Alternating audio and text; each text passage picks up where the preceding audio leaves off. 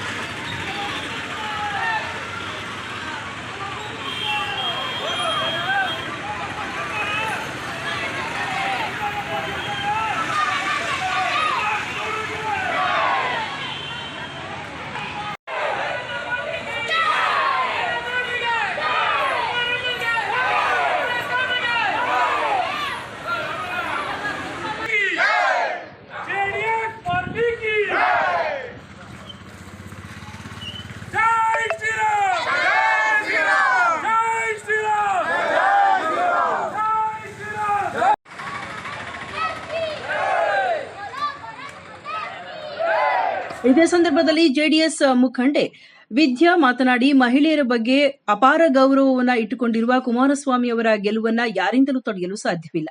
ಮಂಡ್ಯ ಜಿಲ್ಲೆ ವ್ಯಾಪ್ತಿಯ ಮಹಿಳೆಯರೇ 3 ಲಕ್ಷಕ್ಕೂ ಹೆಚ್ಚು ಅಧಿಕ ಮತಗಳನ್ನು ನೀಡುವ ಮೂಲಕ ಬಹುಮತದಿಂದ ಗೆಲ್ಲಿಸುತ್ತಾರೆ. ಕಾಂಗ್ರೆಸ್ ಕುತಂತ್ರದ ಹೇಳಿಕೆ ಮತ್ತು ಷಡ್ಯಂತ್ರಗಳಿಗೆ ಮಹಿಳೆಯರು ಬಲಿಯಾಗುವುದಿಲ್ಲ ಎಂದು ಇದೇ ಸಂದರ್ಭದಲ್ಲಿ ತಿಳಿಸಿದರು.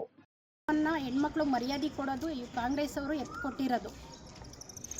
ಅವರು ಎತ್ಕೊಟ್ಟಿರೋದ್ರಿಂದ ಅವರು ಹೋಗಿ ಬೀದಿಗಿಳಿದು ಪ್ರತಿಭಟನೆ ಮಾಡ್ತಾ ಇದ್ದಾರೆ. ಅದು ದುಡ್ಡು ಕೊಟ್ಟು ಸಭ್ಯತ್ರದಿಂದ ನಡೆಸ್ತಾ ಇರೋವಂಥ ಪಿತೂರಿ.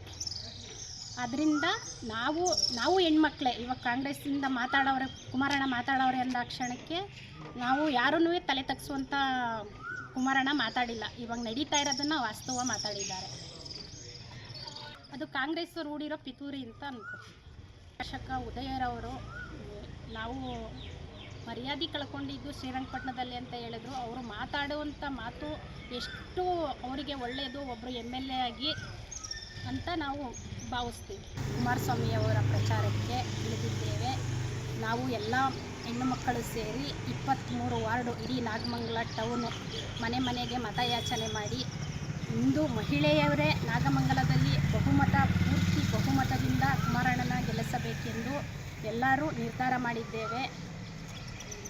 ಮನೆ ಮನೆಗೆ ಹೋಗಿ ಮತಯಾಚನೆ ಮಾಡಿದ್ದೇವೆ, ತೀರ್ಮಾನ ಮಾಡಿದ್ದೇವೆ.